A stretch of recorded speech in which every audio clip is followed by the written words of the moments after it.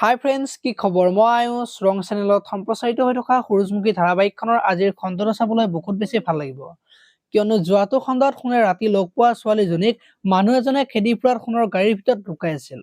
আৰু আধা ৰাস্তাত ছোৱালীজনীৰ মাত শুনি সোণে গাড়ীখন ৰখাই বাহিৰত আহিবলৈ কৈছিল আৰু নহা দেখি সোণে দৰজাখন খোলাত সেইদিনা ৰাতি লগ পোৱা ছোৱালীজনীক দেখি সোণ আচৰিত হৈ পৰা দেখিবলৈ পাইছিল। আজিৰ খণ্ডটোত ছোৱালীজনীক গাড়ীৰ ভিতৰৰ পৰা ওলাই আহিবলৈ ক'ব আৰু তেতিয়া ছোৱালীজনীয়ে সোণক সহায় বিচাৰিব।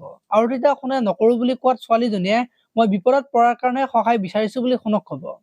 মানুহে যদি মানুহক সহায় নকৰে কোনে কৰিব বুলি সোণক ক'ব আৰু তেতিয়া সোণে তাক যাবলৈ দিব। আৰু সেইখিনি সময়তে ল'ৰা এজনে ছোৱালীজনীৰ হাতত ধৰিব আৰু সোণে আহি ল'ৰাজনৰ হাতত ধৰি মাৰি পঠিয়াই দিব। আৰু মই বেয়া ছোৱালী নহয়, বিশ্বাস কৰক, মই বহুত অত্যাচাৰ সহিব নোৱাৰি মই ইয়ালৈ পলাই আহিব লগা হৈছে বুলি কোৱা দেখিবলৈ পাব। এইফালে আকৌ ৰত্ন ৰুমত অংশুই বহুতখিনি পইচা পাব আৰু তেতিয়া ৰত্নই ইমান টকা ক'ত পালে বুলি অংশুই ভাবি থাকিব। আৰু পুৱতীয়ে নিশ্চয় সি কিবা বেয়া কাম কৰিছে, নহলে ইমান টকা ক'ত পাব বুলি ক'ব। আৰু সেইখিনি সময়তে ৰত্ন আহিব আৰু অংশুক ফাঁকি দিয়া দেখিবলৈ পাব। আনফালে আকৌ ৰত্নই এটা মিছা কথা কবলৈ গৈ কিমানটা মিছা ক'ব লগা হৈছে বুলি ভাবি থাকিব আৰু পুৱতীয়ে তই মোক চিগাৰেট খোৱাৰ কাৰণে গালি খুৱাইছিলি নহয়, এতিয়া তোক কি কৰো চাই থাক বুলি কোৱা দেখিবলৈ পাব।